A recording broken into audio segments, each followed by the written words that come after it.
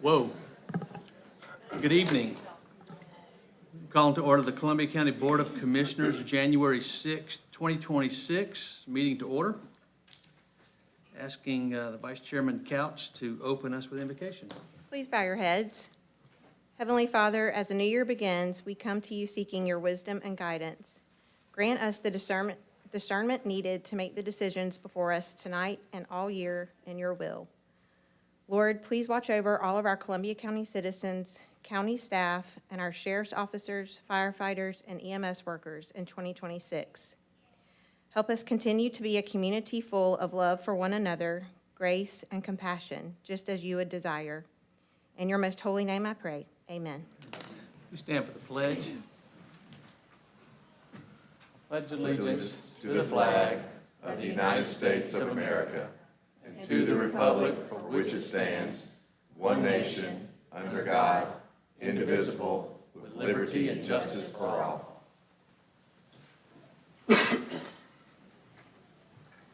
Let the record show we have a full quorum of commissioners. Commissioners, you have the minutes from the December 16th, 2025 meeting in your packet.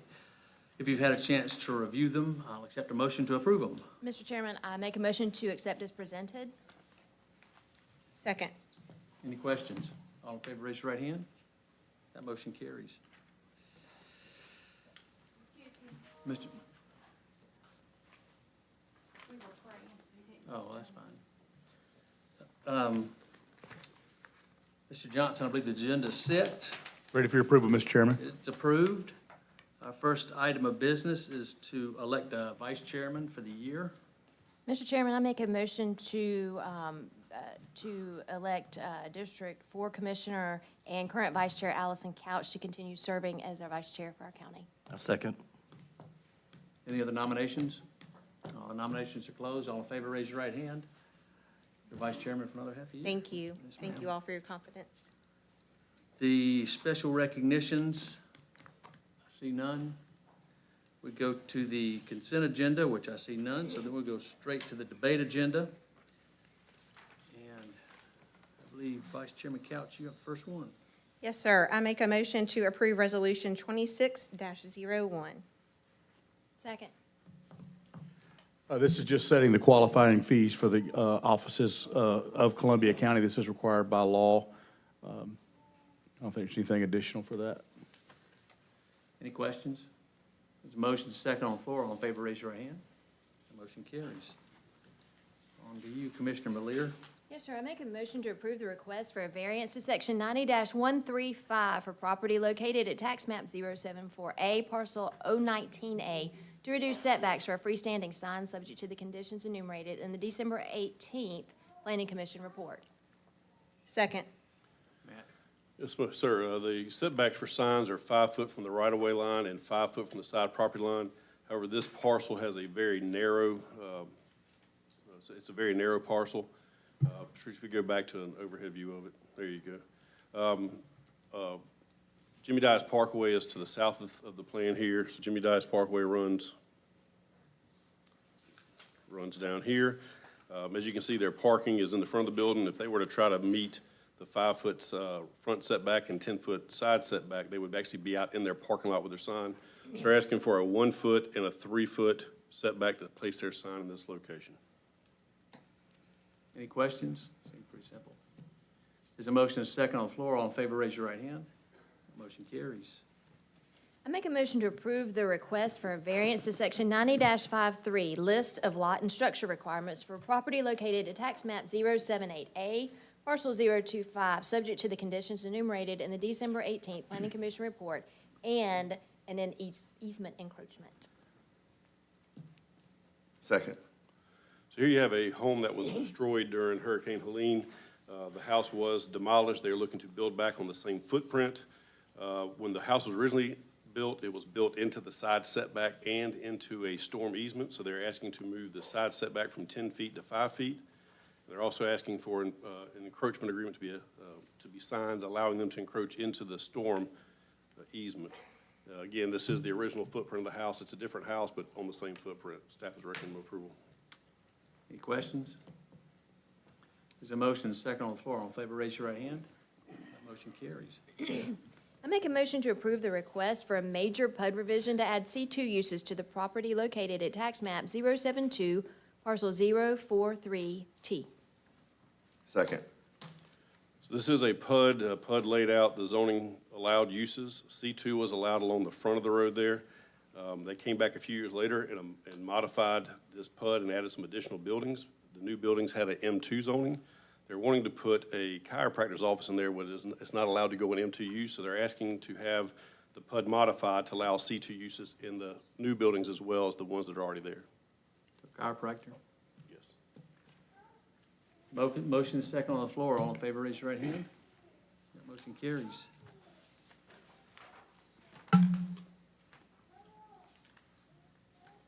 believe you're still up, Commissioner. I make a motion to approve the rezoning from R1 to CC for portions of property located at tax map 068, parcels 018 and 019D, subject to the condition enumerated in the December 18th, 2025 Planning Commission report. Second. So they were looking to rezone from R1 to CC to allow them to build a retail building here. This is, Trish, you have there you go. The gas station is to the right here. It's an existing gas station. They're looking to develop this parcel here. One of the conditions is they have to put a 50-foot buffer between them and the neighboring residential property. If you will see here, it's hard to see, but these two parcels are owned by the same owner. So anybody that does visit this area would have the ability to drive through the gas station parking lot to access South Old Bel Air Road to have full access to the signal. Currently, their entrance here is a right-in access. This is a GDOT right-of-way, so GDOT will have full authority over that, but I'm assuming that GDOT will not allow them to have a full access, but I just want to put it out there that we don't have that authority. It'd be all GDOT, but they do have an access to the signal to allow traffic to leave. Have we heard any feedback from the neighbor? We have a couple that came in and spoke during the planning commission meeting. They addressed concerns regarding traffic. Wanted to make sure they understood which parcels were involved. So that's why I want to bring up the traffic, that they do have access to the signal, and GDOT will have the final say on what the access looks like. But our traffic division believes it'll be a right-in only, not allow full access out of that drive. Motion, Can you give just a tad more detail on what a 50-foot structural buffer entails? It involves 50 foot of vegetation as well as a fence will have to be in there. You see what they proposed here was a 30-foot buffer. However, it does have a 50-foot side minimum build line, so we want that whole 50 foot to be the buffer. Thank you. any other questions? Motion is second on the floor. All in favor, raise your right hand. That motion carries. Continue. Yes, please. I make a motion to approve the request to allow the applicant to withdraw without prejudice for RZ 25-12-07. Second. So this was a request to put self-storage in this location, but they have called and asked to withdraw this request. Any questions? Motion is second on the floor to allow them to withdraw. Raise your right hand. Motion carries.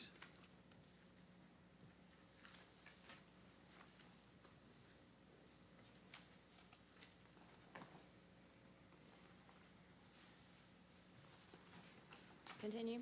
Please. I make a motion to approve the request for a rezoning from RA, split-zoned M1 and RA, and split-zoned RA and S1 to S1 for property located at tax map 040, parcel 055B, and tax map 051, parcels 029, 030, 031, 032, and 044, subject to the following conditions. Traffic engineering. Left and right turn lanes are required on Louisville Road, referred to Project Access Improvement Policy. Minimum paving section for Louisville Road, arterial classification, is 10 inches AB, 4 inches 25 millimeter, 3 inches 19 millimeter, and 1.5 inches 12.5 millimeter, or matching existing, whichever is greater. Planning. Prior to issuance of any land disturbance permit for the subject properties, a subdivision plat shall be recorded that subdivides the existing cell tower lease area and area zoned from subject parcels. Once recorded, a copy shall be provided to Columbia County Planning. Prior to issuance of any land disturbance permit for the subject properties, a subdivision plat removing Tract E, shown as 17.54 acres on a recombination plat submitted to Columbia County Planning on December 11, 2025, shall be recorded and a copy provided to Columbia County Planning. Second. Got a number of people who want to speak. Mr. Ronald Gilchrist.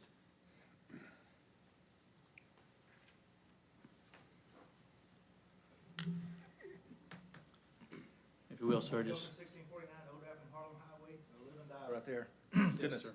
Please, you have 5 minutes, sir. Right, I know, put 1 o'clock. First statement is, never trust anybody who owes you money or stand to make some money off this. So when I read this packet, I see the 2 owners. So, we know their names, they're prominent. One question only. Have existing quarries in this area reached the end of their economic life? Sure don't think so. That's all I got to say on that.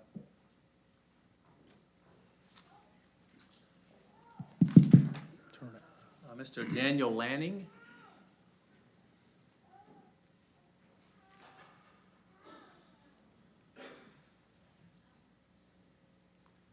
And so you, please state your name and address for the record, and you have 5 minutes, sir.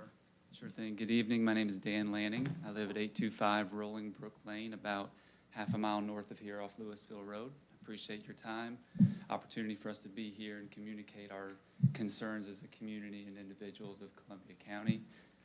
Also want to say I appreciate this beautiful space that we have. It's a lot better for larger group meetings like this than the previous one. I think this is a record.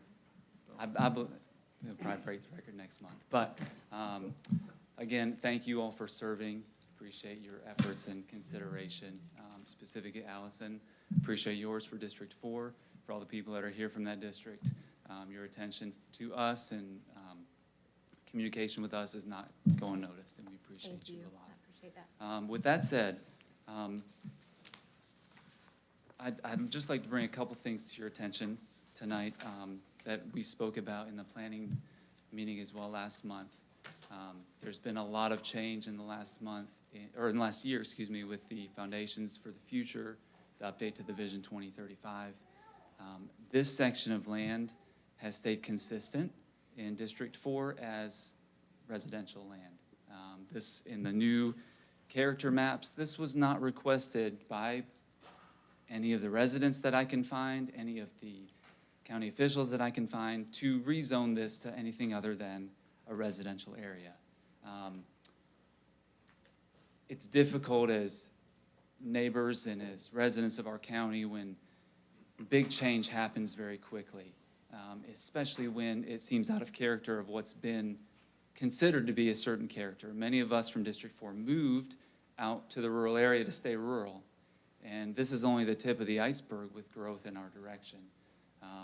And so I'm asking that you at least consider what's brand new to Columbia County with this Foundations for the Future, what was requested, what was encouraged, what was thought of, that we would stay as a residential area in this tract, for it to stay that way.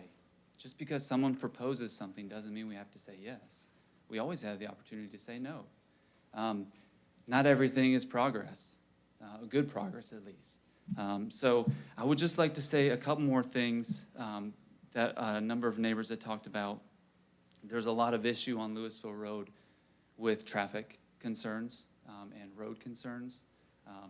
Bringing this many vehicles onto the road, on Louisville Road, is difficult with a school right there that already has traffic problems, where traffic circles have not been implemented at Wrightsboro or at Columbia Road. Even Baker Place has a lot of issues with that road. The bridge was a big concern. These are issues that we should tackle first before allowing this kind of growth with this kind of acreage to happen. Mr. Mike Caraway, I had found a quote from you that had said, you know, forward thinking on infrastructure has to happen. We can't be reactive. This would be a reactive thing to allow this to happen first and then fix infrastructure later. Those are state roads, Wrightsboro, Columbia. You all know nothing happens fast with the state. So those intersections, though they're in progress, though they're happening, it can always get delayed. It could take years. The school system, I've heard of people who are sitting in line to turn left into school at Uchi Creek. It blocks the whole way back to Wrightsboro Road. And then people are literally driving on opposite side of the road to get past the car lane, crossing back over to keep going on Louisville. If you put 150 trucks on there at those peak hour times, back and forth, that's an issue. You have students, small children, walking, being around. It's not a safe place for them to be. Mr. Jim, I know you're new. I appreciate you being here. But one thing you talked about in your platform was that you promote local business and that local small business and responsible growth. I ask you to think, is this responsible growth?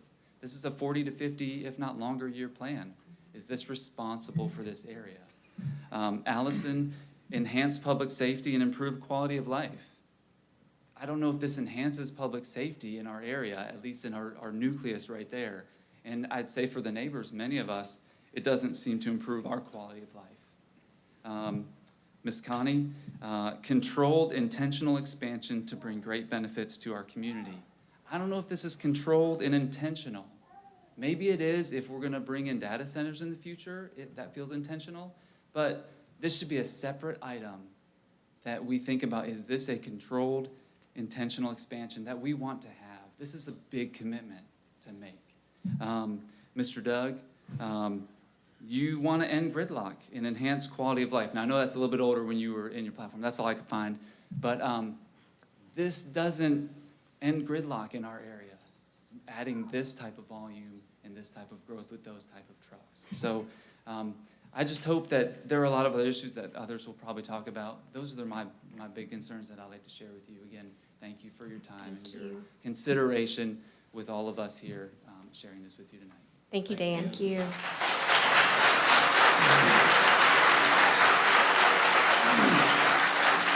Gregory Guido? Gregory?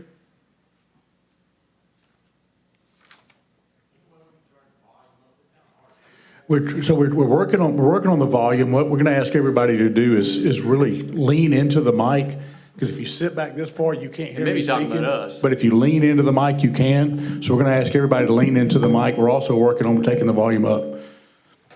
Can y'all hear me? No, you need to lean into your mic as well. I'm gonna be laying on it in a minute. That's fine. Nice. Can you hear me now? I haven't started your 5 minutes. I'm still trying to figure out my microphone stuff. How's this? Better? Good, great. All right, go ahead, sir. Please state your name and address for the record, sir. My name is Gregory Guido. I live at 3125 National Drive in Harlem. I am a resident and taxpayer, and over the past several days, I have reviewed the county's own documents, timelines, and land transactions related to the quarry and the data center. I'm speaking tonight as an individual, not on behalf of any group. I support growth, and I also want to see the county thrive. But growth has to be responsible. It cannot come at the expense of our environment, our health, or the long-term safety of the families who live here. The core issue with the quarry is simple. It's not a standalone project. It exists to support the data center. These two projects function as one industrial system, and treating them separately hides the true cumulative impacts of this corridor. Residents were promised something very different. Greenpoint was marketed for years as a master-planned residential community. Families bought homes based on that promise. Now a quarry is being proposed with roughly within 150 feet of new homes. That is not a minor change. This is a complete reversal of what people were told to expect. And blasting mats do not solve the problem. Mats only stop flying rocks. They do not reduce the noise, the vibration, the pressure waves, or the structural stress that blasting creates. Homes under construction and homes already occupied will feel every single blast. When you place the quarry and the data center in the same corridor, the impacts don't add up, they multiply. You get continuous heavy truck traffic, dust, heat discharge, massive imperious services, and long-term environmental strain. None of this was disclosed to the families who were sold a residential community, not an industrial zone. There is also wetland transfer. The quarry exists to supply the data center, and the county has already accepted ownership of the wetlands on the data center property. When millions of square feet of pavement and buildings go in, stormwater runoff will increase dramatically. Because the county now owns the land, most of the vulnerability to the flooding, taxpayers, not the developer, will carry the long-term maintenance and liability. Approving the quarry moves us further down that path. On a financial side, public reporting shows that Developmental Authority took out a $30 million loan and entered into a $60 million sale agreement for the data center land. But the full financial structure behind this project has not been disclosed. The public still does not know the total acquisition cost, the financing terms, or the long-term obligations tied to this land. That means taxpayers may be exposed to significant financial risk before a single building is constructed. The county also invested millions of dollars building brand-new schools in this corridor based on a long-promised residential plan. Now the county is shifting towards a 4,546 acre industrial corridor. These two visions cannot coexist. So I have 4 questions the public deserves answers to. Who approved the wetland transfer and what studies were completed before that decision? Why were land acquisitions and rezoning preparations underway long before the public was informed? Why are the quarry and the data center being treated as separate when they function as one system? And what safeguards exist to protect taxpayers from the financial exposure created by this project? I asked the commissioner to pause, to evaluate the quarry and the data center together, and provide a full transparency before moving this corridor further towards industrialization. Thank you for your time. Thank you, Greg. Greg Poole.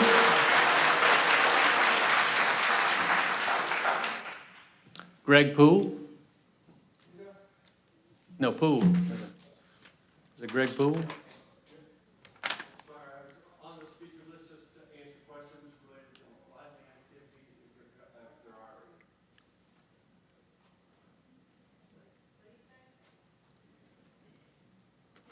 So you're here supporting the quarry? Yes, I was All right, well, to be able to help answer questions. well, let's go through everybody else first, then we'll get you last. Asal Mohammed? You're with the same boat. I got you. Morgan Gruthand?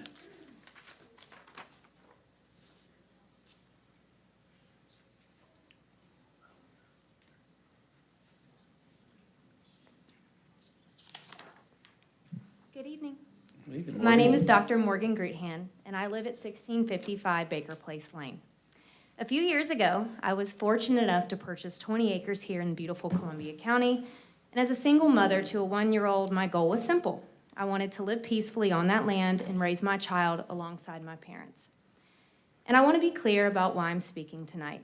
I'm not here just to focus on general inconveniences like traffic, noise, or property values.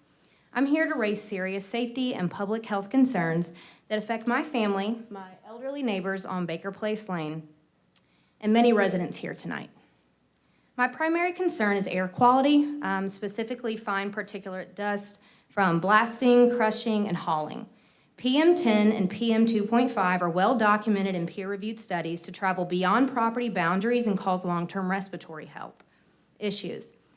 This is not hypothetical. Research published in the Environmental Research and archived by the NIH shows higher rates of respiratory symptoms and reduced lung function in communities living near quarries, especially in children. Infants and young children are particularly vulnerable. They breathe faster, their lungs are still developing, and they cannot choose where they live. My daughter cannot advocate for herself or the hundreds of children at Baker Place Elementary. That responsibility falls to us and to you. We also live in a rural area that relies entirely on private wells and septic systems. We do not have access to county water or sewer. The applicant's conclusion about groundwater impacts are based on desktop reviews, not baseline testing of our wells, not long-term monitoring, and not real-world conditions. Blasting and continuous dewatering below the water table can alter fracture flow in granite and create long-term groundwater drawn down. Individual wells can fail unpredictably, and once they do, the damage can be permanent and extremely costly. The proposal does not address septic systems at all. Septic systems depend on stable groundwater and soil conditions. If those change, system failures become a public health issue and not just a homeowner's inconvenience. There is no baseline testing, no monitoring plan, and no mitigation outlined. The entire risk is placed on the residents. We are not opposed to progress or economic development. I'm a proud owner of a business in Columbia County. But progress should not come at the cost of families losing clean water, functional septic systems, or their child's health. Once a well is gone, it's gone. And once a septic system fails, a home may no longer be livable. I would respectfully like for you to pause and ask yourself, would I raise my own daughter 2,000 feet away from a quarry? Am I sure that it is absolutely safe and cannot affect the air quality of the children and hundreds of children on Baker Place Elementary? We're asking the county to do what has already been determined last month, to stand by the decision and not approve this application. Thank you so much for protecting the ability of families to safely live in their homes. Good night. Thanks, Morgan.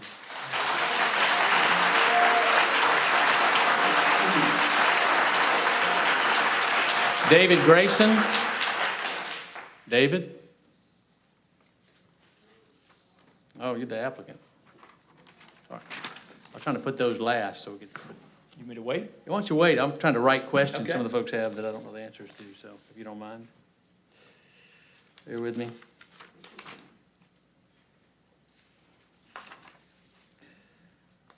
Brandon, I apologize, I can't read your last name.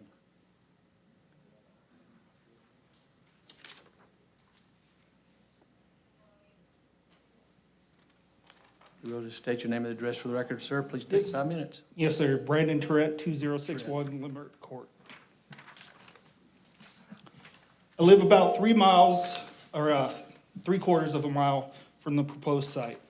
I chose to live there after retiring from the Army because the county supported facilities, schools, and the communities themselves. I am here to respectfully ask that you deny it. My concern is not only with the quarry, but the actual company itself.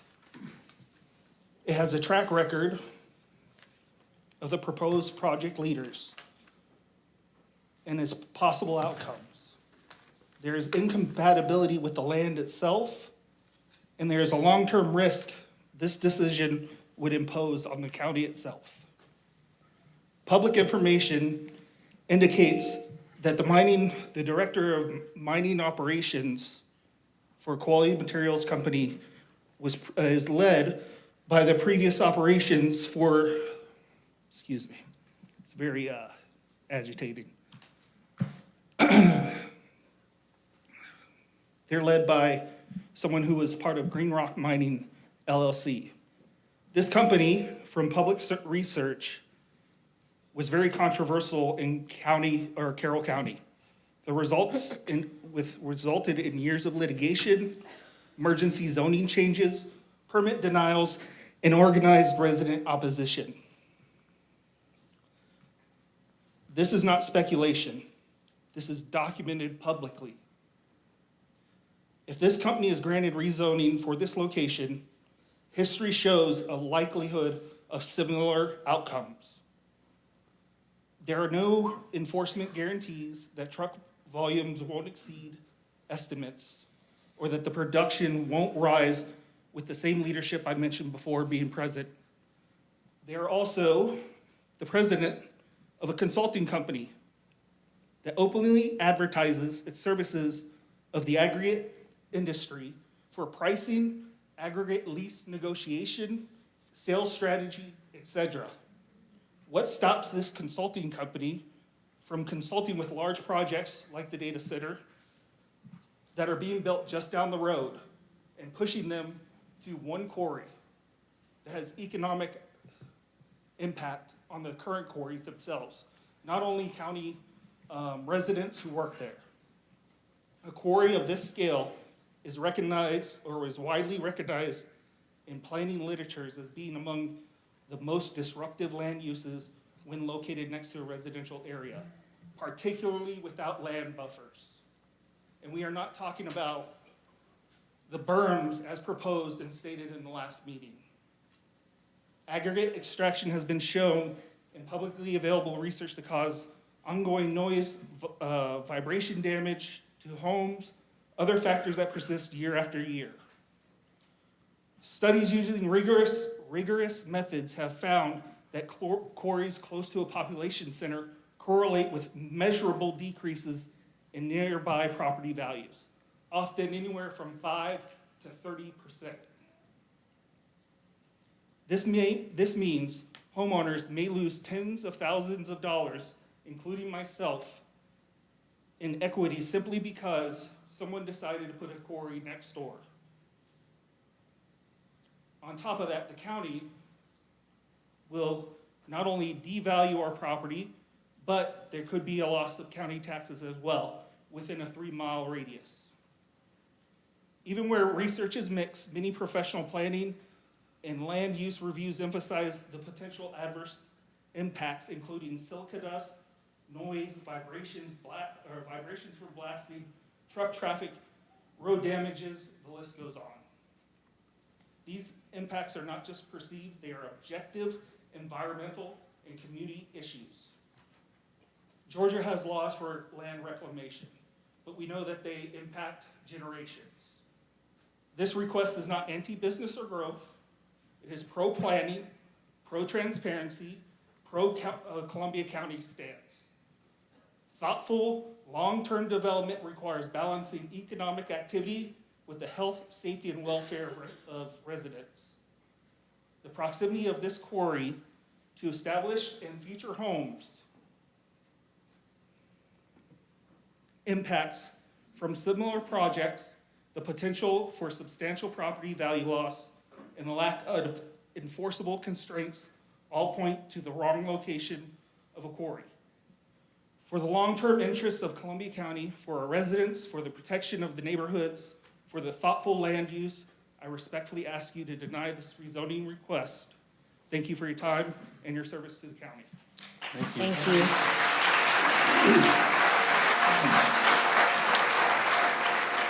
Jeremy Pennington? Jeremy?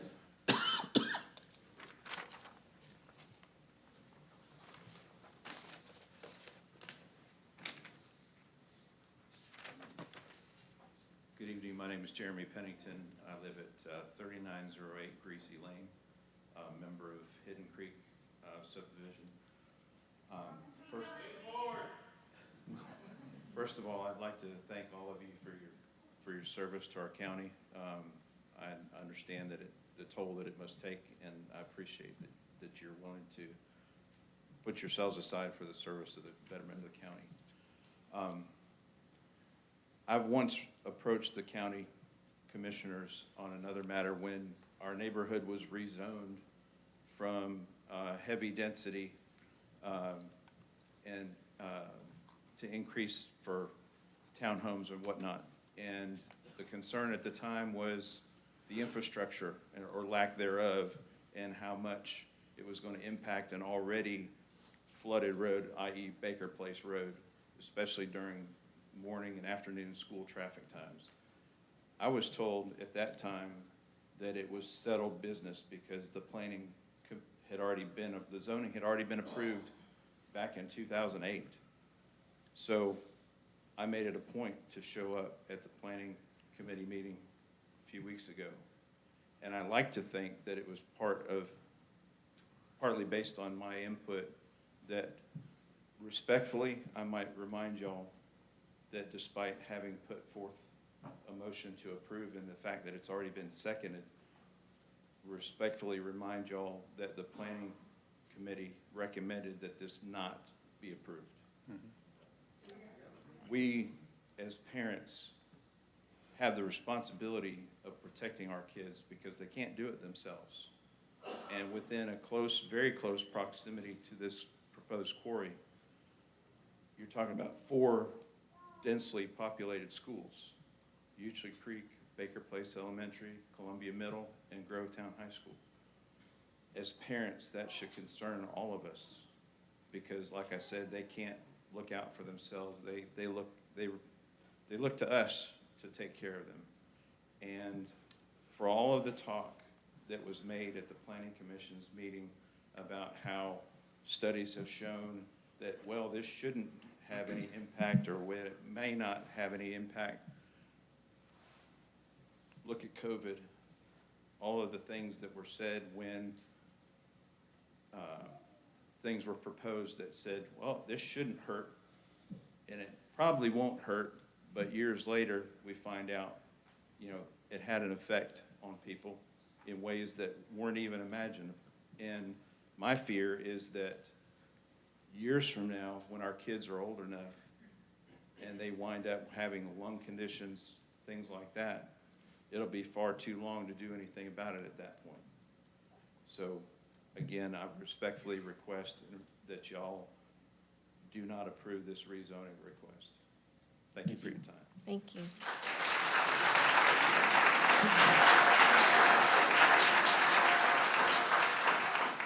Stephen Sims.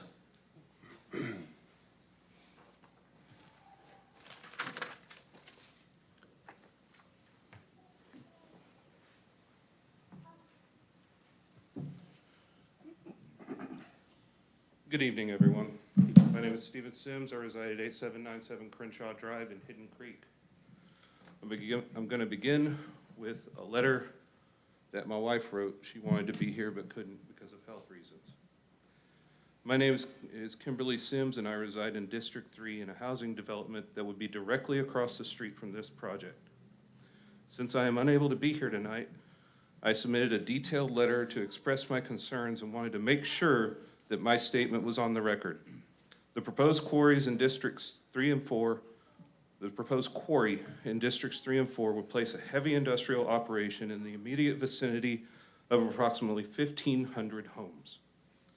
Four nearby schools serving nearly 5,000 children, a number that has grown exponentially over recent years and is projected to continue to grow. As these neighborhoods continue to grow, more families and children will be directly affected. Many studies have been done that shown that residents living near quarries are routinely exposed to carcinogenic dust, even inside their own homes. And increased air pollution is linked to millions of premature deaths worldwide. Unlike other quarry sites in this county, this proposal would place an elementary school less than a half-mile away. As the doctor said earlier, those children are smaller, they breathe faster, and they're going to be outside a lot more than the adults in this area. Putting young children at disproportionate risk during critical stages of development is atrocious. Approving this project knowingly exposes those families to polluted air, industrial noise, and unsafe conditions that directly undermine their health and quality of life. Beyond health impacts, the quarry would significantly degrade community safety and infrastructure.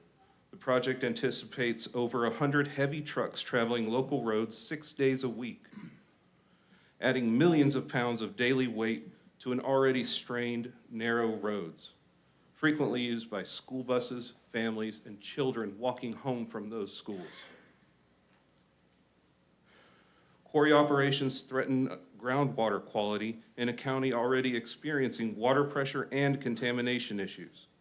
Families depend on clean water, safe roads, and access to natural spaces like the Uchee Creek Greenway, resources this project will place at risk.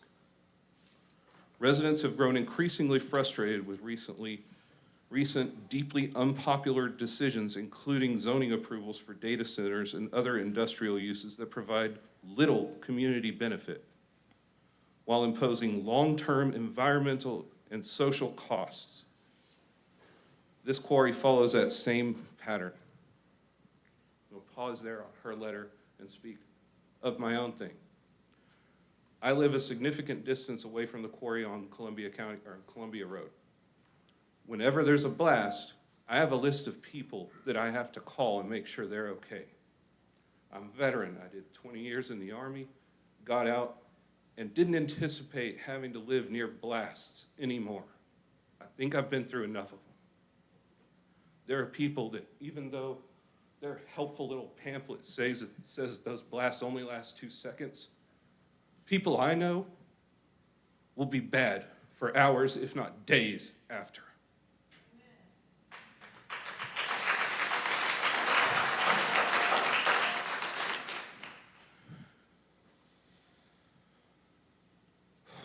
This quarry follows the same pattern.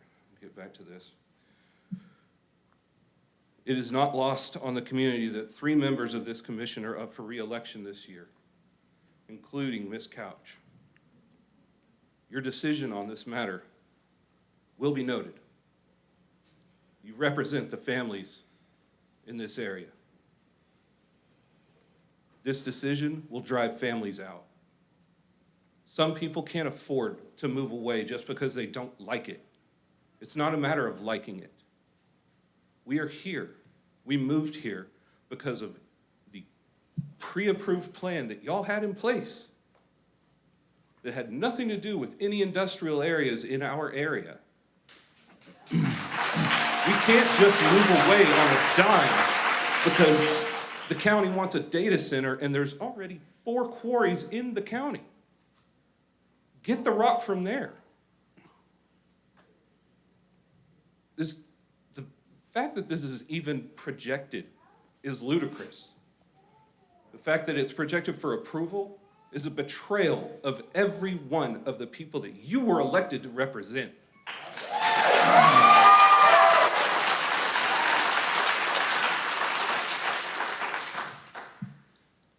That's my time. We're paying attention. Thank you for your service, truly. If you want to thank me, do the right thing.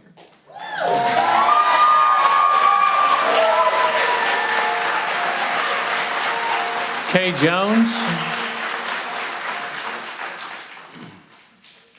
Kay Jones.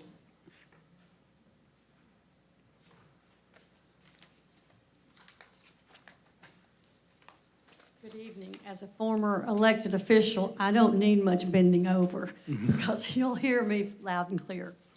My name is Kay Jones. I reside at 1907 Long Creek Falls in Grovetown, Georgia, in the area of Ivy Falls. I'm a grandparent of 2 children at Uchee Creek. I know the experience of getting in and out of there, even just for a grandparent's meal.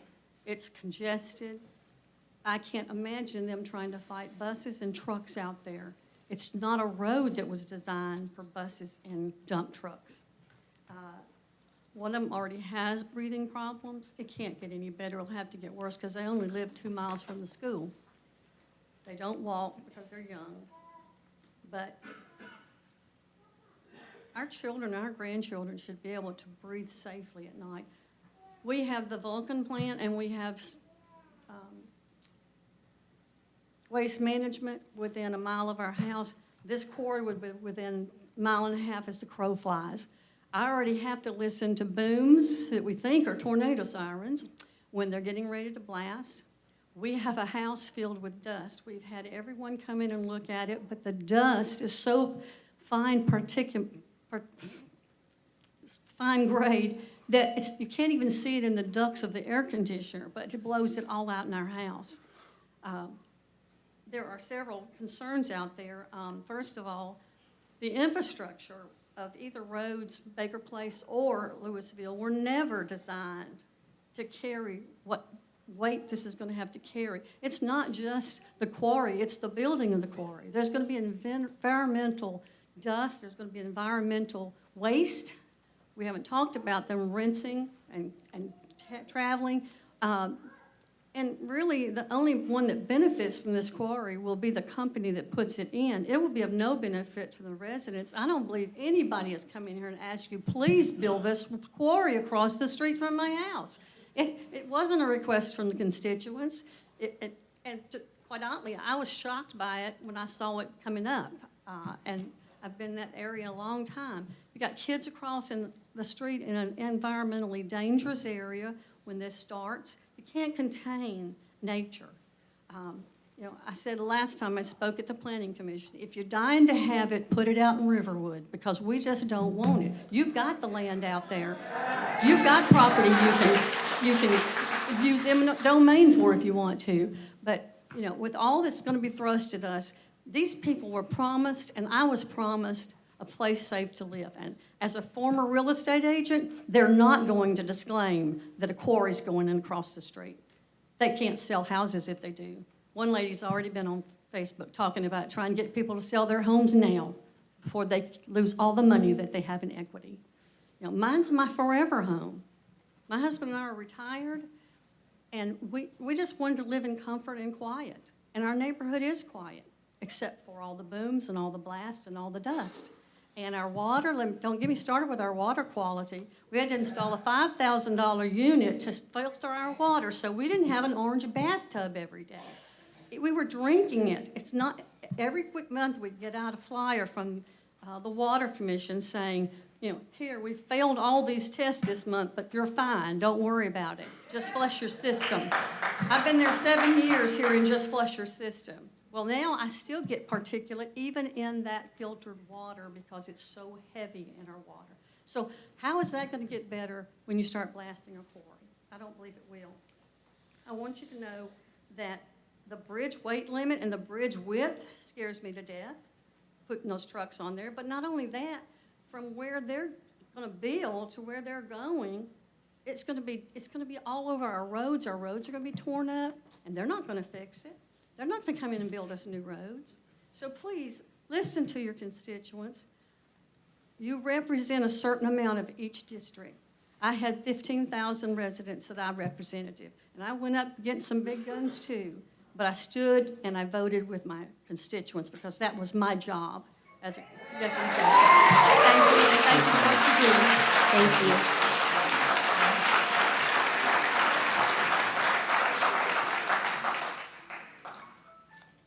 Benjamin Black.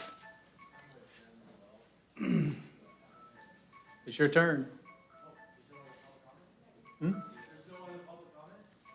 believe that was everybody that was against it. Now there are questions for you, so. Can I help you? Oh, Here Lord. earlier. Sorry about that. That's Hey, your wife, okay. we said, hey. Explosions out of my brain. Whenever they're done talking their fancy words, ask if it changes anybody's Thank you. opinion.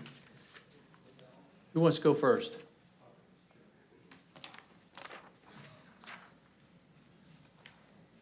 Thank you very much. My name's David Grayson. My name's David Grayson. I reside at 273 North Peachtree Street, Norcross, Georgia.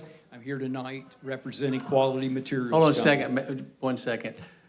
One of the things that I want to do with these meetings is let, when they have their time to speak, let folks be heard. So if, when they finish, clap, cheer, throw fruit, whatever you want to do, but let folks have their time to speak. So go ahead, sir.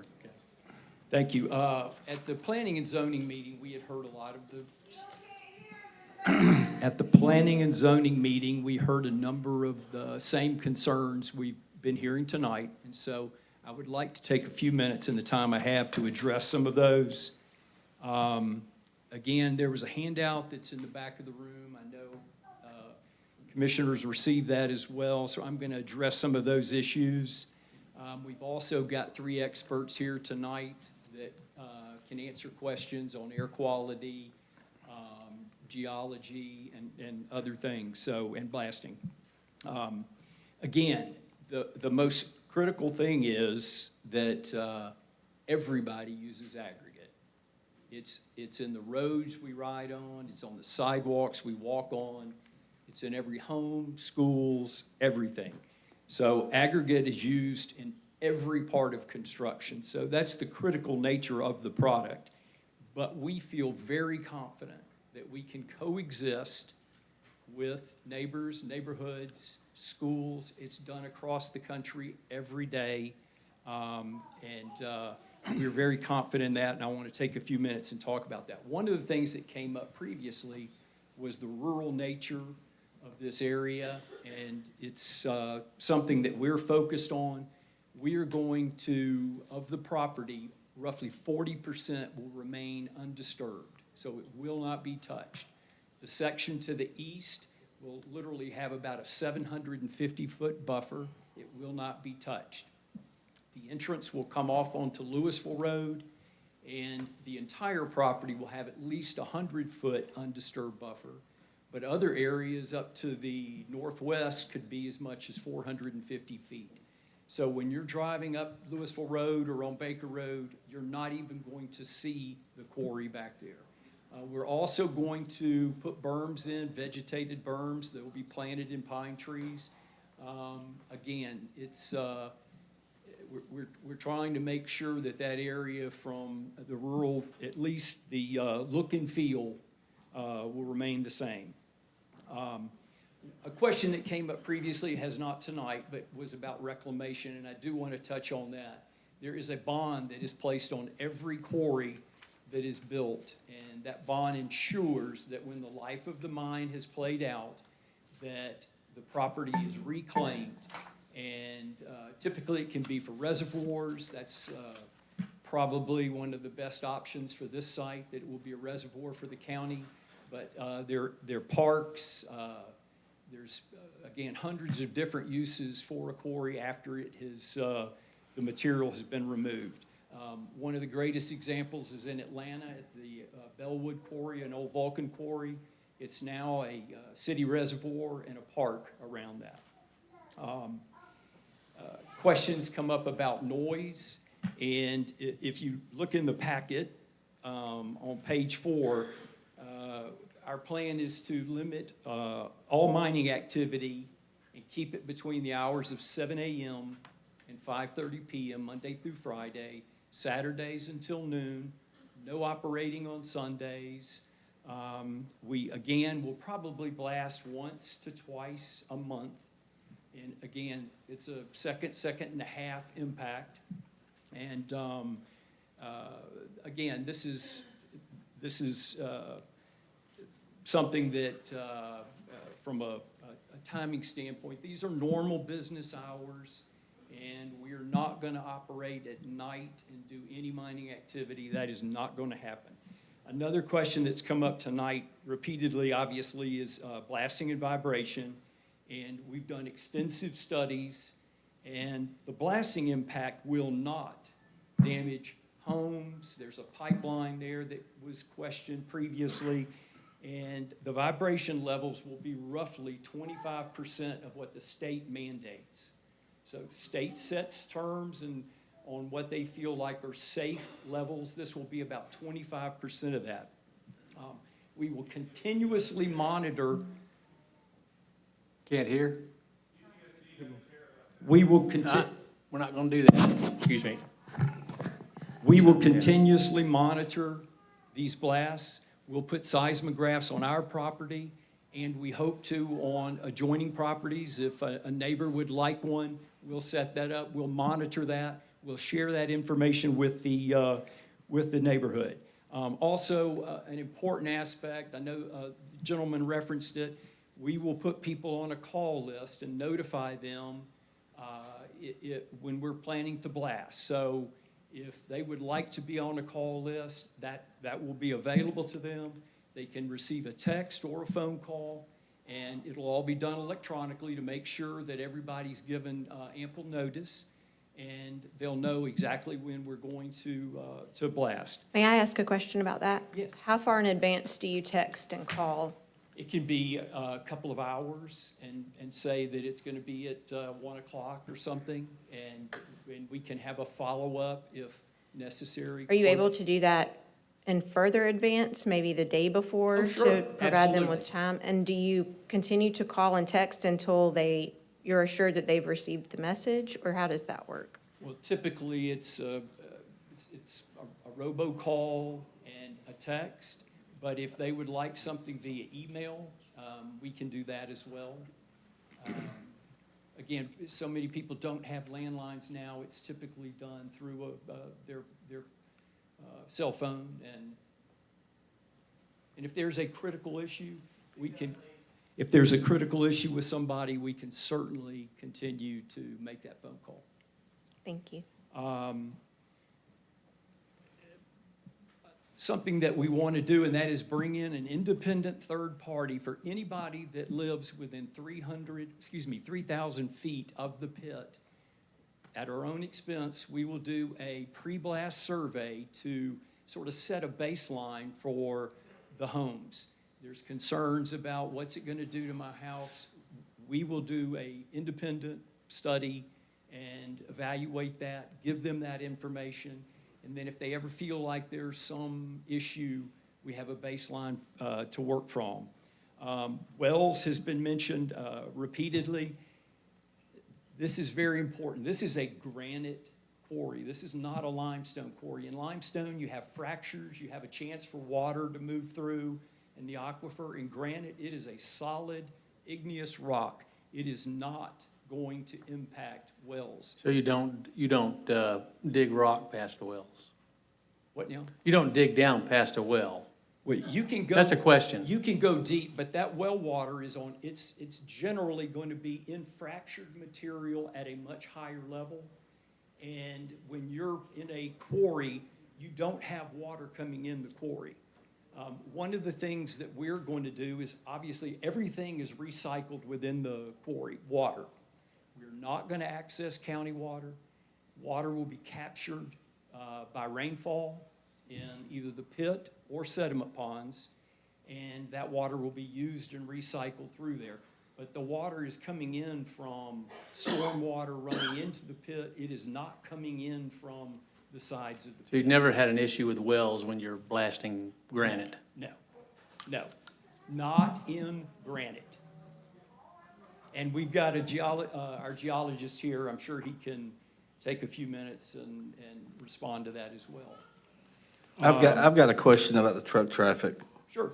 I used to own a trucking company, and I know, are these gonna be private hires? You gonna hire out to different companies to haul? Yeah, these will be private hires, that customers will either contract with them directly. We might have some that if someone is requesting, a tandem load of Crusher Run or something, that we would arrange that. Just like all the other ones do, right?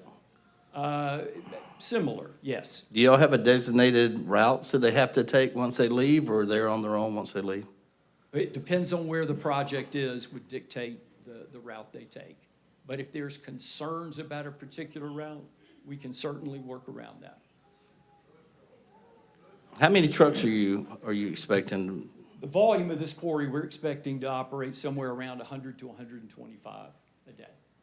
In and out? In and out? 125 in and out a day? Yeah. This is going to be roughly, this will be about a 500,000 ton a year operation. That's our expectation. The only people excused from saying whatever they want to say are the small children, because we like to hear them. So again, I want everybody to be able to hear what he says, so don't worry about the kids, they're good. I know, we're gonna get that, So that's the have questions estimated, and get them answered. that's the estimated amount of trucking that's gonna be coming out of it? Correct, yes. And it's all gonna be coming out on Louisville Road, not Baker Place, right? Not on Baker Place. It showed that there was an entrance there. That is only for emergency. You need a second entrance,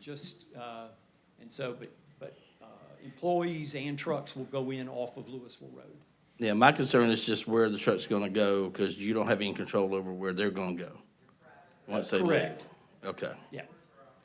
My biggest concern, in addition to the truck traffic, is also the health concerns. So especially with the surrounding elementary schools and neighborhoods where children live. So can you speak to me about some of the health concerns that have been raised this evening? Yes, so like the air quality issue, again, we did extensive studies, and I know the reference was made about an increase in the particulate matter. The studies indicate that this quarry will have a very negligible impact on that. I-20 and other things have a much greater impact on the air quality of that area, not this quarry. One of the things that we want to do again is, and this is state mandated, you have to put together a fugitive dust control plan. We will have sprinklers on conveyors, crushers. You have to have a water truck that will spray the road daily. You can mitigate the dust. Again, one of the great things about this site is the buffers themselves, the natural vegetation. This isn't like it's going to be open to everything, but we will have quality dust suppression methods that will be in place to help control any ambient dust. Do you And have to how- submit the fugitive dust control plan to the state? They Mm-hmm. regulate that? Yeah, I was gonna ask. Well, it's all a part of surface mine plan and everything, yes. So, and you then have the to air, submit the that. air branch, so we will submit that. How often is that done? I'm not sure. So, you have a, Come up here so we can hear Yeah, you. You can't talk please. back there. Come on.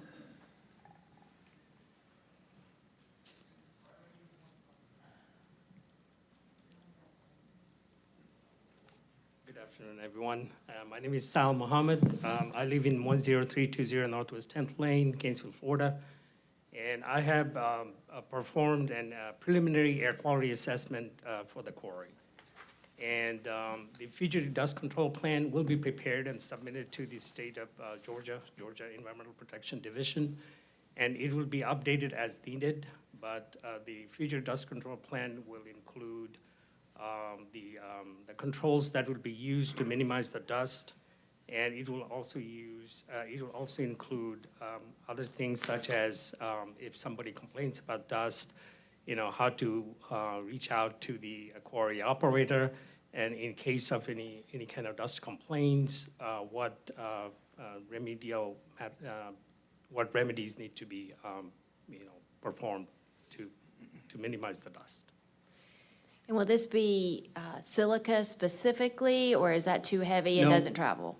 Any particulate matter. Have you spoken with members of the school board or the Board of Education about any concerns that they may have, and did they bring those forward to you? We have, and so far, and we will continue to work with them. We have spoken with them, and will continue to do so. You had no concerns from members of the school board? I have not, no, we have not.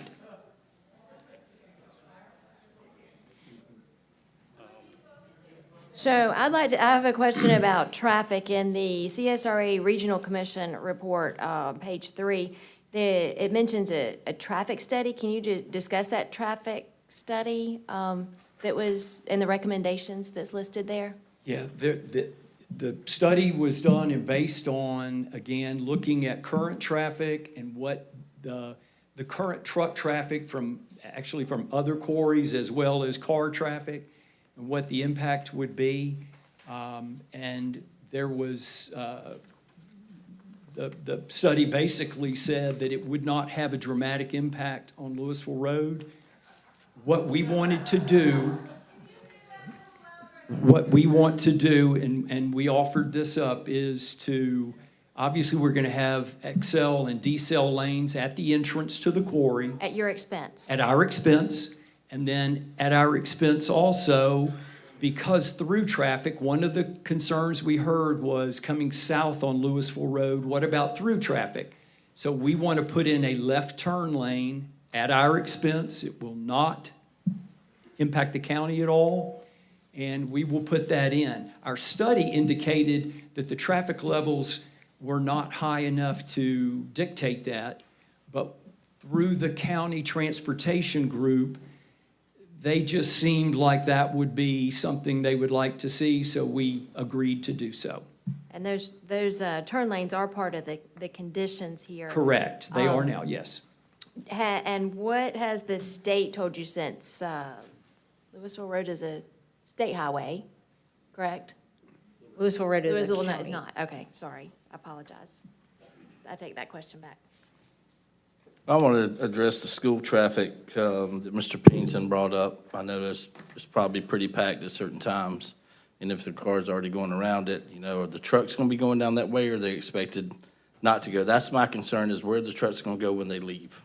Well, again, if it's best for the county and the school, again, I think it was the local superintendent that we were having conversations with. I did not personally, someone else did, and there did not seem to be concern. If that becomes an issue, we can certainly restrict a left turn during certain hours by that school if we need to, and then we can turn to the right. Have you witnessed how it is when the school's in session on that road? Have you had anybody? We have, and I know that there's a lot of car traffic and such. There certainly is. Does a truck count include the asphalt plant and concrete plant? No, it would just be for material, because those two would be, again, material from the pit would go directly, it would never enter the road. So it would go directly to those plants. And then, yes, they would have, so some of the volume that they take, it wouldn't be our trucks, it would end up being their trucks.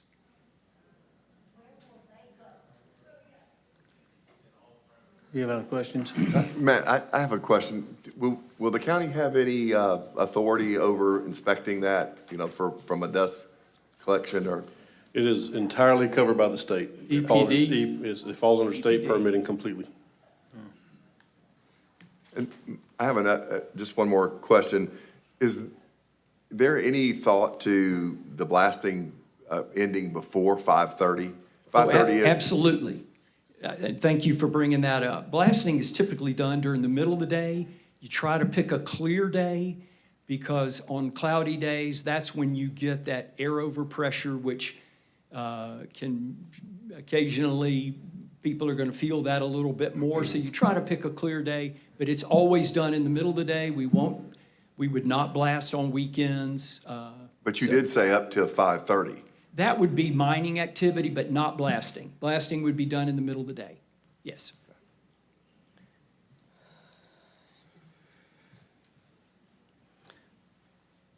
Any more questions? Thank you. John Eubank?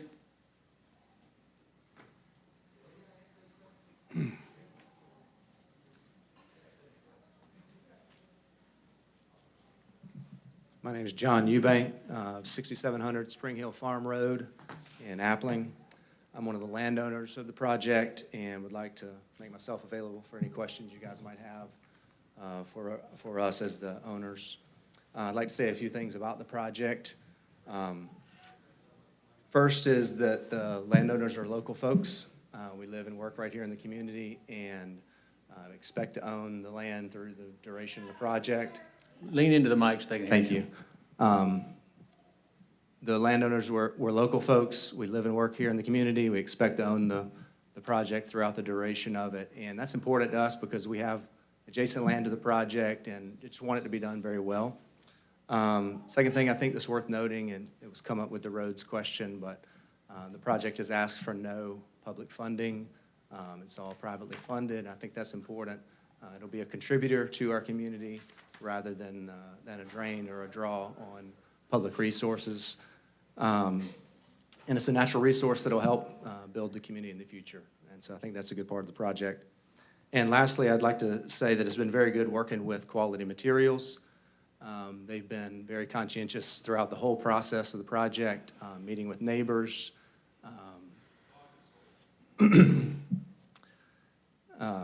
designing the site to be as insulated as possible and to be as least intrusive as possible to the neighborhood. So I really appreciate working with a group that's been conscientious of the dynamics of the project. So if you have any questions for me, I'll be glad to try to answer those.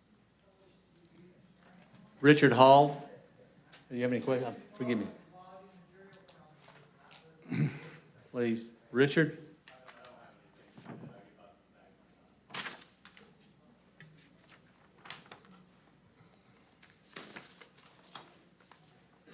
Richard. Let's make sure I got through all of them.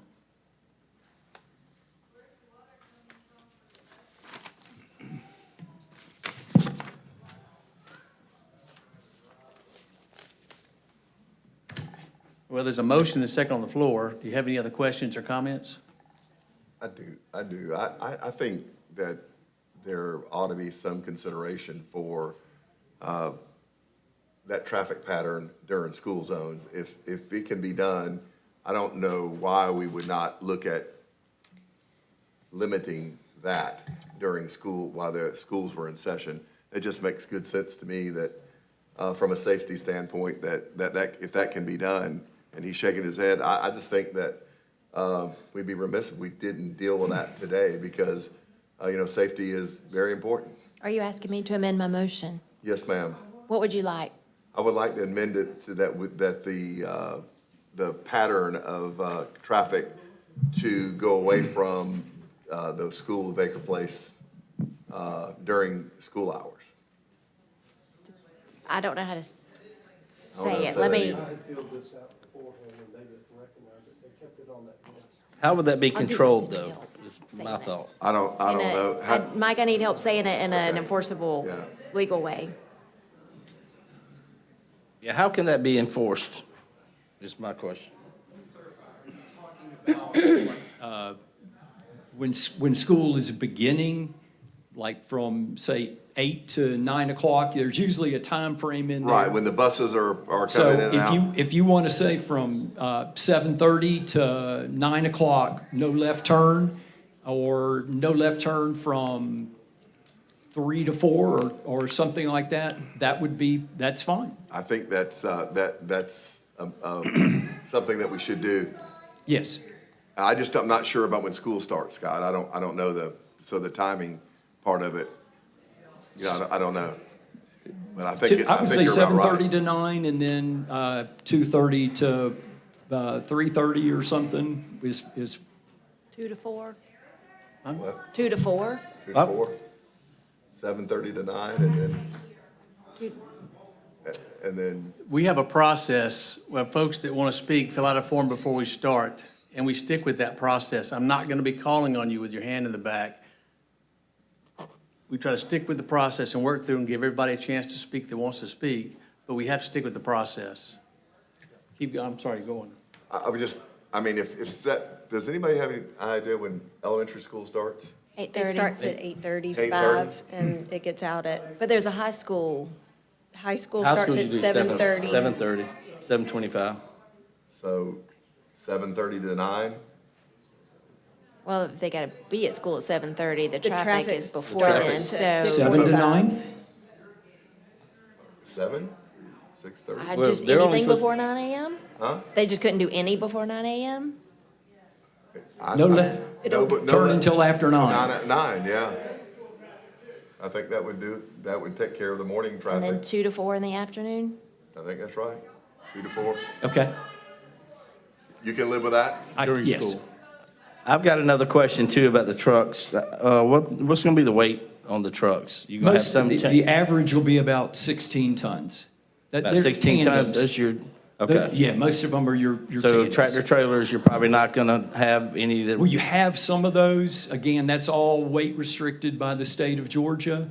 But those are very few and far between. Most of the trucks that are out on the road, you notice, are what most people would call a dump truck, but a tandem. yeah, just my concern is about the roads. Yes. Mr. Chairman, how would you like to proceed? Are you adjusting your motion? I am working with my fellow commissioners to come up with the wording of such. I think that we have a time, I call it a time constraint, nothing before 9 o'clock. Like no trucks at all, No or trucks no at left all. turns? No What? left turns at 9 o'clock. Mr. Chairman, you need to get an We've order. got- And then, Huh? I said, we need to order. You Yeah, guys- please. Go ahead. I'm going to wait until we have order. Okay. Have a what? I can't hear. What? I'm waiting on order. Oh.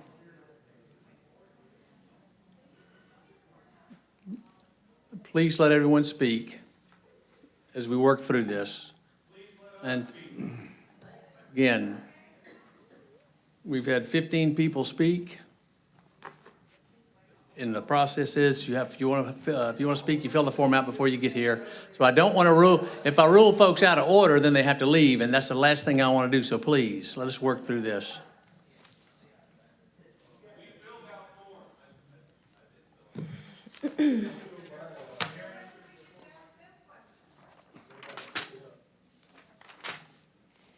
Okay, Keep going. so what's your proposed my wording? proposal is to put the time restriction on that. On Say, what? Turning left or? Turning left. Or trucks at all? Left. Turning Trucks left. at all till 9 o'clock, No trucks at all. till 9 o'clock. And then, between 2 and 4. So no trucks at all coming in and out on Louisville. Turning left. Turning left. So it's not no truck traffic, it's no trucks turning left. Left. No truck traffic turning left onto Louisville. Onto Louisville.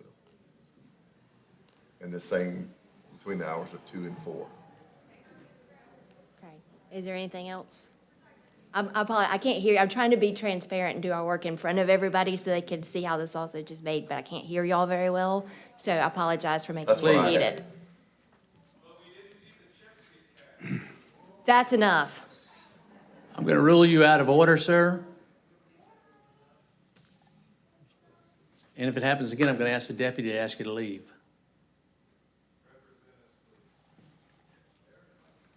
I'm done. I made the, Is it, so that would be the one asked to add to the motion? That's Is there my anything ask. else? Commissioner Steed? No. So I'd like to amend my motion to add to the conditions that were already enumerated that no truck traffic shall turn left onto Louisville Road on school days before 9 a.m. or between 2 and 4 p.m. correct. Is that it? That's it for me. Do you have a second to the amended motion? Second. Second. There's an amended motion on the floor. All in favor, raise your right hand. Just for the motion. All opposed to the motion? And we're not voting on the final. So that was just the change of the motion. That was for me to change my motion. Change your motion, right. Okay, I apologize. That was supposed to be about the motion. They misunderstood. She changed her motion.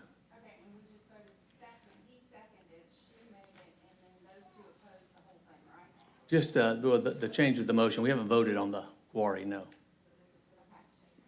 Mr. Dewey, you came in after 6 o'clock. I apologize, but that's a process we're going to I filled out the stay. form, and I deserve 5 minutes.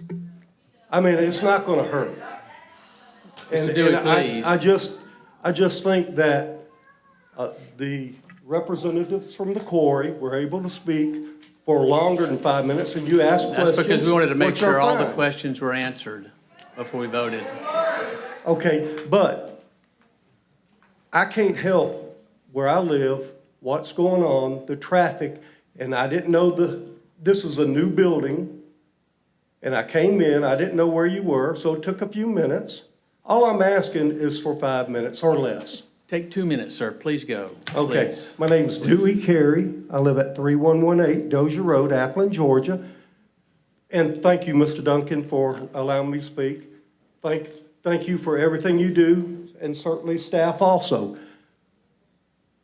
There's 2 things I want to say.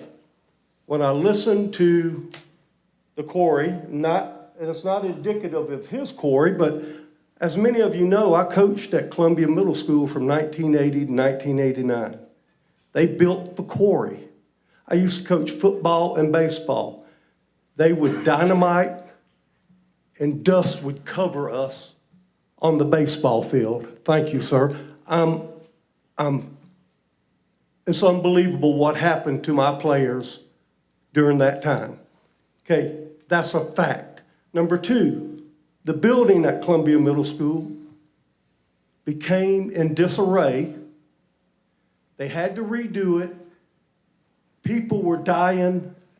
From what I understand, one particular lady because of asbestos poisoning, and it was probably caused from all that damage from the rock quarry shaking it. Teachers would feel it. They felt it then. I don't know about yours, but they felt it there. The other thing is, I'm here for the veterans. My dad was a veteran. His 5 brothers were veterans. I moved all over the place. Communities, we accept our veterans. We love our veterans. Yes, we have PTSD people. I've got them in our neighborhood. I was principal at Grovetown for over 6 years, 10 years at Columbia Middle School. I've had people calling me from Grovetown saying, Mr. Carey, we don't need this quarry. What can we do? I said, well, I'll go speak for you for a minute and let them know. We don't need to be putting things like this next to homes that have been developed, and the plan calls for residential, just like the data centers, and then throw industry on them. We don't need to do that. That is unethical. immoral, and shouldn't be done. Thank you, Mr. Dewey. I'm gonna call for the vote, if you want to. I just wanted to mention that I've spoken to many District 4 residents over the past few days and weeks on this matter, and although I've heard various opinions, I am concerned about some of their concerns, which includes truck traffic, infrastructure, and unanswered health questions. So I just wanted to share my thoughts from the district with you. Yes, ma'am.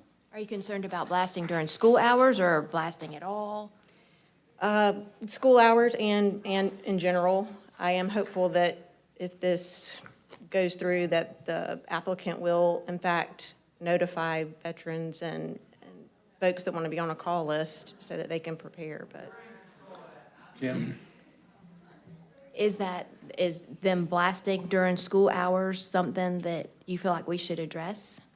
Would that make you feel any different about it, Mr. Caraway? Do you feel like them blasting during school hours is something we need to address? Well, because I grew up in that era and actually lived through the blasts of that, you know, I don't really see that as the problem. I think the real question to me was the traffic situation, and that's been alleviated to my, you know, and then, you know, how far is Vulcan from this one? A mile? Matt? About a mile, Pretty close. yeah. And the point is that we already have it. We have it, and I'm not saying more is better, but you know, we're not going to experience anything differently than what we've done, that we've lived through. Well, I know we've talked about the dust inside the plant, but I'm just concerned about the dust coming off the trucks as they go out of there. I mean, you're not going to be able to contain that. That's true. That's a good point. And my kids went to Columbia Middle, so I remember when they had to deal with that, so.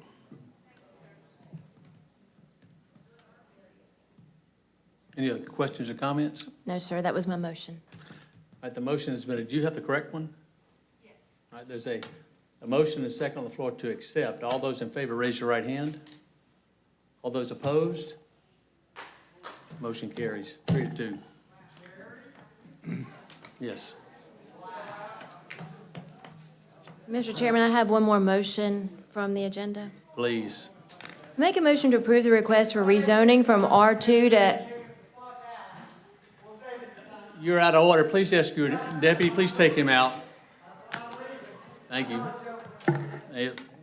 I make a motion to approve the request for a rezoning from R2 to S1 and a major S1 revision for property located at tax map 084, parcels 012 and 006C, subject to the conditions enumerated in the December 18th, 2025 Planning Commission report. Second.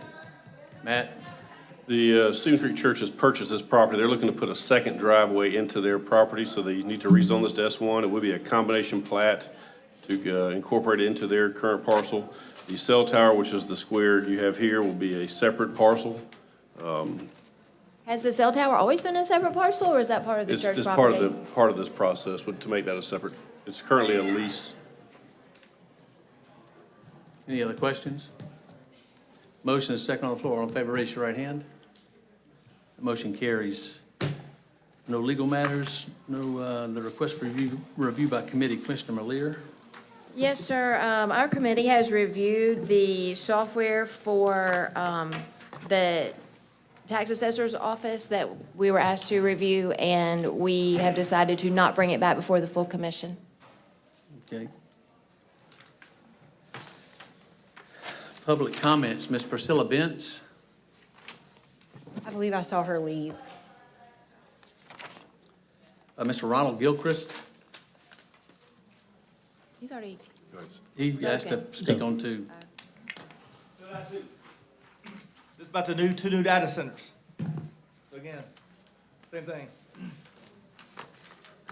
One is Columbia County believe we should have more than. Speak into the microphone. I'm sorry, there's a lot of noise in here. One is Columbia County believe we should have more than the one that's already in the mix.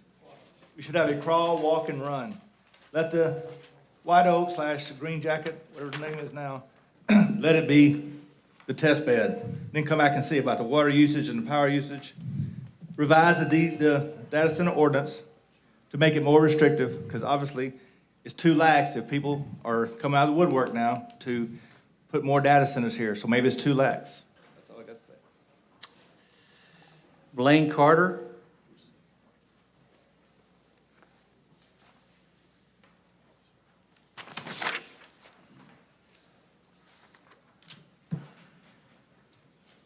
I'm Blaine Carter. I live at 861 Deerwood Circle.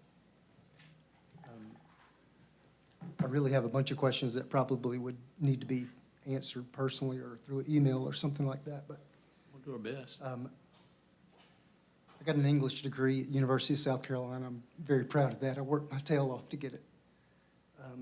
And I've always wondered, why did I get that?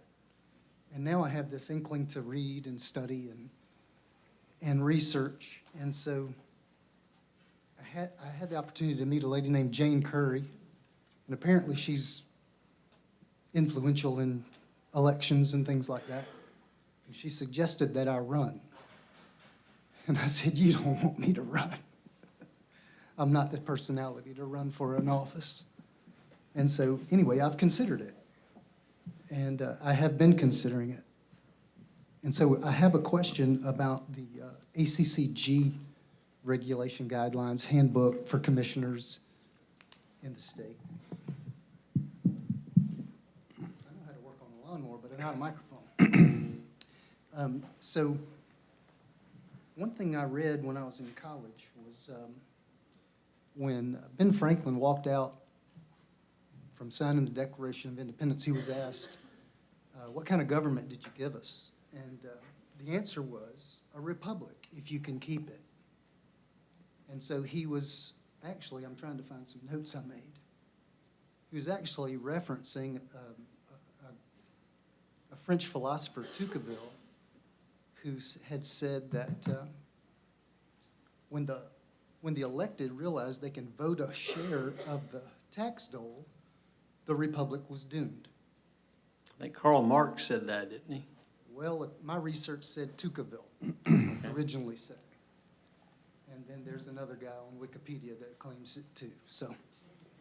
So what I've noticed is with the data center, for example, there's some tax abatements. And so it's my understanding there's going to be no tax benefit to the county of any significant proportion.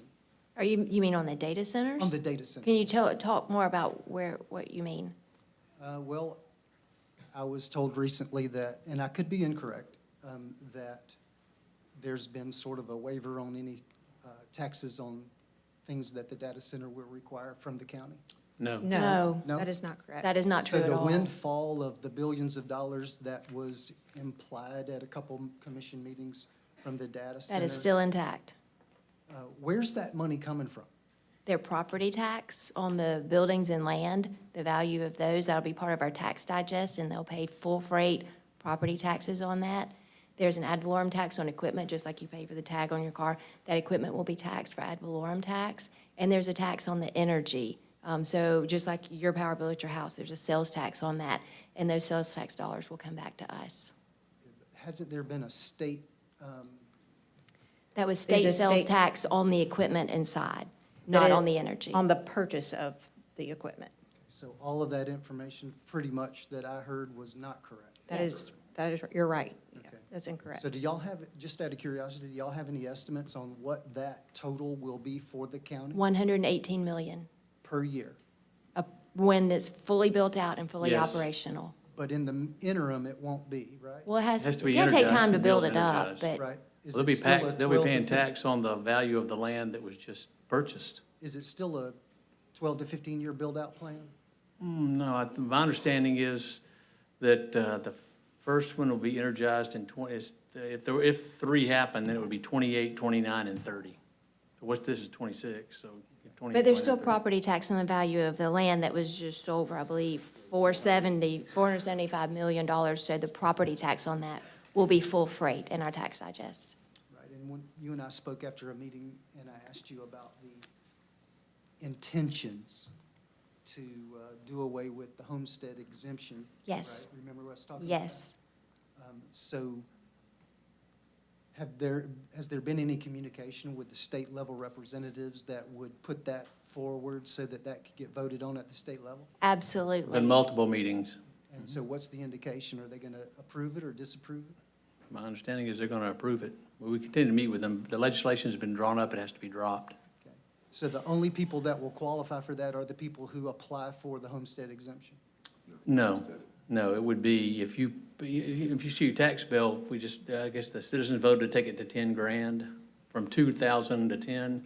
Well, if it goes through as we have written it, anything over the budget that comes from the data centers will be applied as a credit. For to the homestead bill, property. For homestead property Homestead tax. For properties is what he's homestead asking, property yeah. owners. So a Right. person won't have to apply for the homestead exemption as, It'll have to be homestead. For example, if you own a house in Florida and you claim Florida as your residence. Yeah. But you don't claim here, then you would not get it. but in previous years, you had to apply for the homestead exemption to qualify. Yeah, you have to Right, apply you have to once. You apply. apply once, and if you have it here, then you have it forever. So moving forward, if a person wants to get some of that benefit or proposed benefit, they will have to apply for the homestead exemption. Correct. Yes. One time Yeah, I get it. application. I get it's only once. And so though, But not everybody knows they need to do that, and I was one of them. So the, I'm You just will when it's asking. that much money. Yeah. I'm just asking. give you perspective, All right, so I've been self-employed for 38 years, and I have in the past bid on some county jobs, participated in some jobs with this county as a subcontractor. And so my concern, if I were to run and get elected by chance, I've read through the sections on conflicts of interest. And so I'm a little bit concerned at what I read. So if you don't mind, do you mind if I read a page out of the ACCG handbook, which actually I can just tell you, references- Mr. Carter, I can tell you the answer to that question, that if you're an elected official, you're not allowed to hold any contracts with the county at all, no contracts. All right. So do you mind if I ask you a very pointed No, sure, question? go ahead. Does R.W. Allen have a contract that does any business with the county? We do have contracts at R.W. Allen. So would any partners of R.W. Allen be disqualified from that bid process? If they directly benefited, potentially they would. If you're asking about my participation in RW Allen, I'd be happy to tell you all Well, about I'm it. I not- was a 10% owner in RW Allen. I fully participated in all of RW Allen's profits, everything that went along with it. Right, My so- position as a commissioner precluded RW Allen from getting to bid on any county work or do any work with the county. I had to sell all my stock in RW Allen and give up my whole nest egg in that in order to participate in what we're doing today. That is correct. I do not make any money off of data centers or rock quarries or any of those things that we have been accused of doing I'm not in the accusing media you. and social media. I'm not accusing. But there's a you. question, and I want this opportunity to clear it up. Okay. I have lost money, personal gain that I would be putting away for my retirement, for my family. I have lost financially because of my service to the county. And I'm not regretting it because I love being able to do this, but it hurts deeply when people make those accusations. And it's a fair question because if you have that question, other people have that question. Thank you for bringing it up and allowing me the opportunity to say to you and everybody listening that I do not own any part of RW Allen. I do work there, but I do not own any part of it. Okay. Does that answer your question or anybody It does, else who because, you know, thinks if- that I am being improprietous in any of this? I'm not. I'm sincerely asking. Because you understand how that would be very hurtful. Absolutely, absolutely. And as I've read, I've been asking myself a question, and that question is, what's in it for me? If I were to go through and what I see happens to you guys, I really don't want that. It is hard. You know, I don't want to It's deal hard. with that kind of pushback. So that's why I asked the question.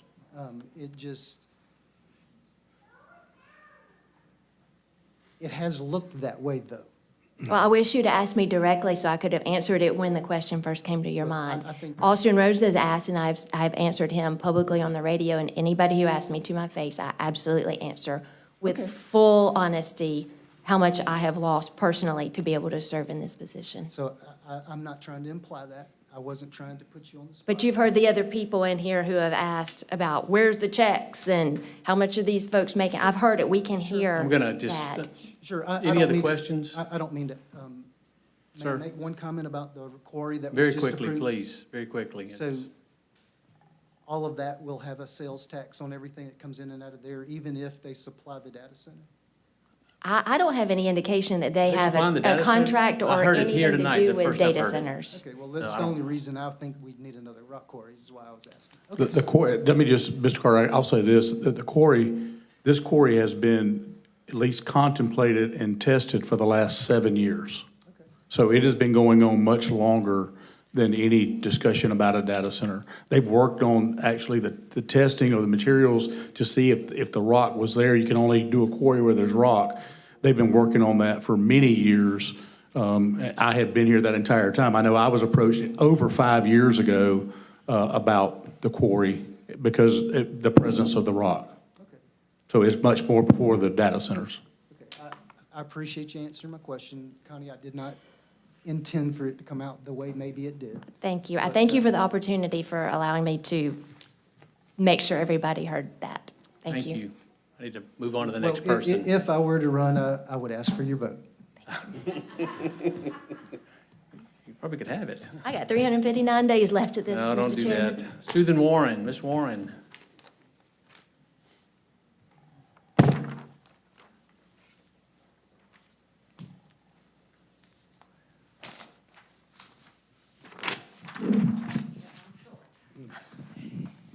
Thank you. Can you hear me? Yes, ma'am. Okay. Susan Warren, Appling. Tonight, I'll say that my talk is not going to be the statistics about data centers, wasteful use of power, water, and land that I spoke about so much last year. But when you call me back or questioned and said something to me at the last meeting, Mr. Yes, ma'am.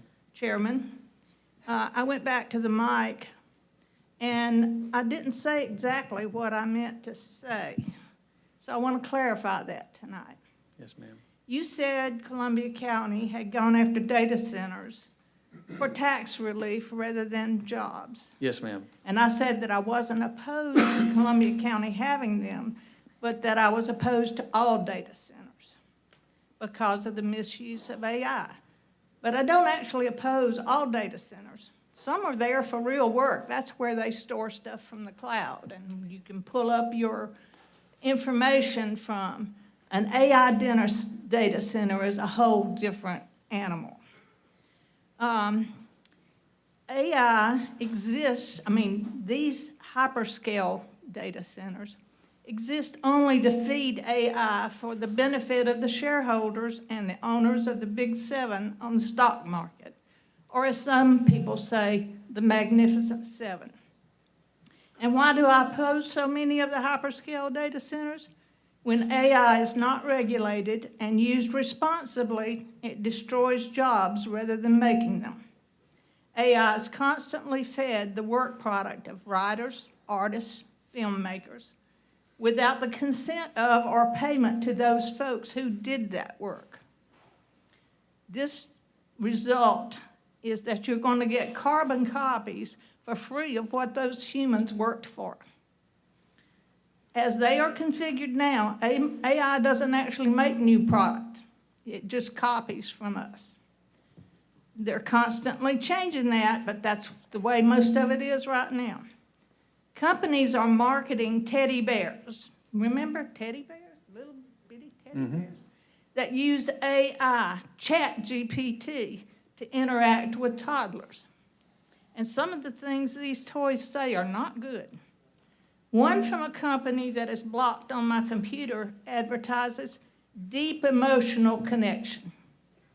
Now, can you imagine that with a toddler? Does that sound familiar? Teenagers and preteens are using chatbots as companions because they claim to be best friends. Teenagers are killing themselves and others because a chatbot encouraged them to do it.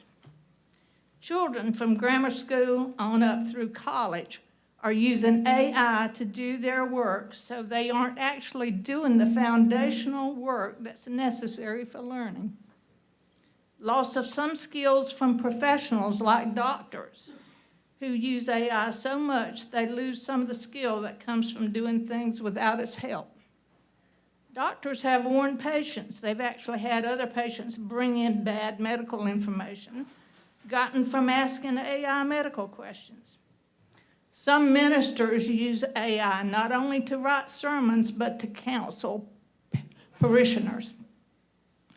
Chief Justice Roberts of the Supreme Court has already warned lawyers about using AI in their briefs because of the high percentage of hallucinations, as they call them, 58 to 82% in legal queries. And meanwhile, we have an administration that resists regulation for AI while encouraging the build-out of data centers and their power generation upgrades without the proper regulation for either of those. Joshua, I'm sorry, I'm terrible with these names. Joshua Bengio, a computer scientist known as one of the godfathers of AI, said recently, a sandwich has more regulation than AI. A number of prominent industry people are speaking out about the possible downsides to AI, up to and including that they are afraid AI will at some point in the future, as it becomes sentient, destroy humanity. Sam Altman, CEO for OpenAI and ChatGPT, said we are entering a world where we need more nuanced understanding and measurement of those capabilities and how we can limit the downsides, both in our products and in the world. Demis Hassabis, Nobel Prize-winning co-founder of Google DeepMind, last month warned of risks that included AIs going off the rails in some way that harms humanity. Mustafa Suleyman, CEO of Microsoft AI, told BBC Radio's Fours Today, I honestly think that if you're not a little bit afraid at this moment, you're not paying attention. I was listening to the On Point program on NPR on 12/29 when Jeffrey Hinton, known as the godfather of AI, who won the 2024 Nobel Prize in Physics for foundational discoveries and inventions that enable machine learning with artificial neural networks, discussed, among other AI issues, the percentage of probability, not possibility, but probability, of AI destroying humanity within 20 to 30 years. He gives it a 20% chance. The host of the program asked him if it could be used to solve complex problems. His answer was sure, that if AI were asked to solve climate change, it would probably answer that it could be solved by ending humanity because it was given no constraints when the question was asked. You know, I have begun to compare these concerns being voiced about AI after the fact as to how some scientists on the Manhattan Project expressed how they felt after contributing to the development of the atomic bomb. Thank you.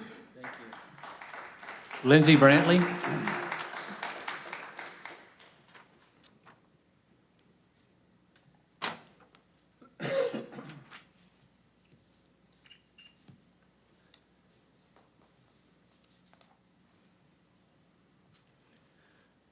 Good evening, Commissioners. Chairman Duncan, thank you for allowing me to speak. Lindsay Brantley, I live in Pumpkin Center in Harlem. My focus tonight is on data centers with a focus on parcel 029037B, representing Mr. Prather regarding his DC rezone request coming to your vote on February the 3rd. I want to start by saying thank you for what you do.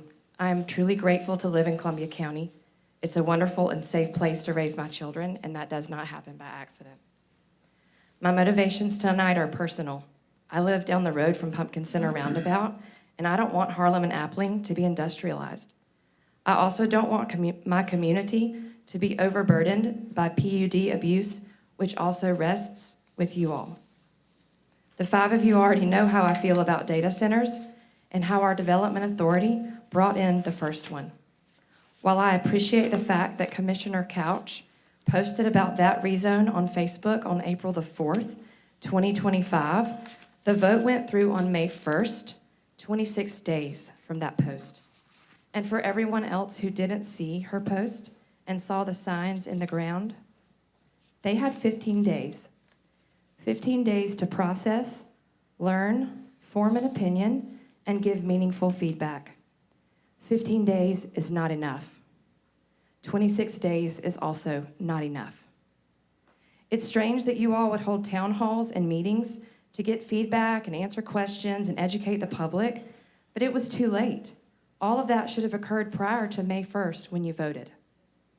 I'm not quite sure what to even advocate for tonight, as I suspect even if a no vote went through for the DC rezone, I suspect that would spur Mr. Prather to maximize the density on his final phase, rather than uphold the current draw-up. With the county's track record of allowing PUD abuse, we could be looking at another high-density crisis handed to Mr. Prather as a sympathy card. I have tried my best to understand exactly how many homes are slotted for this parcel only under his current PUD plan, and I have not been given a straight answer. My husband and I are currently waiting on email replies and phone calls. I am 20 days out from seeing the news article about these two new data center rezones. I am still processing, I'm still learning, and I have many unanswered questions. Your first data center went to a vote on day 15, day 26 for those who saw Ms. Couch's post. What the Pumpkin Center residents need right now is three commissioners who will bravely consider the following as we approach February 3rd.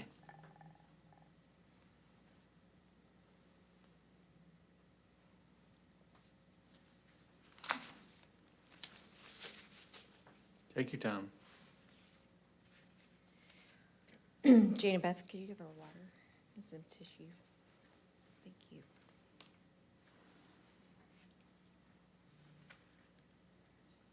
I did not plan for that, and I'm very sorry. It's okay. I need you all to bravely consider the following. We need three of you who will consider these things. Realize that you are the gatekeepers to allow future high-density neighborhoods or prevent them. You have the ability to help us uphold the unique rural character of District 4. You have the ability to consider slowing down this land grab with no votes and let these people come back in 6 months. And you all should consider pausing to pay better attention to what your community actually wants. I think there are three of you here tonight in front of me who were, if you were me, would feel the same way. I hope I am right. In closing, thank you for your time, and I look forward to having all of mine and my husband's questions answered on email prior to your vote, and ideally prior to January 15th. Thank you. Thank you. Lindsay, I had meetings today to be able to provide the answers to the questions in those emails, so you can expect that from me tomorrow. Thank you. Joanne Murdoch?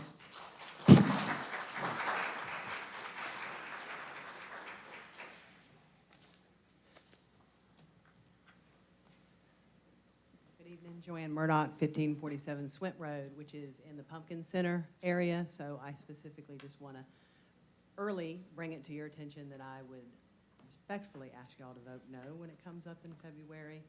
I'll be going into further details with my reasoning, other than the main thing of it not aligning with Vision 2035. That is a rural area. It's only been since 2020 when Prather had it rezoned for PUD. That section was supposed to not even start build out until this year, I think, if I read correctly.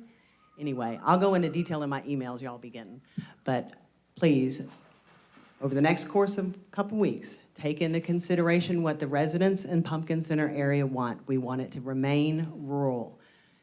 We don't need a data center across the street from neighborhoods and the shopping center that Prather put up there. Thank you. Thank you. Seeing no executive session, I think all 20 people have spoken. I need one more motion. Make a motion to adjourn. We are adjourned.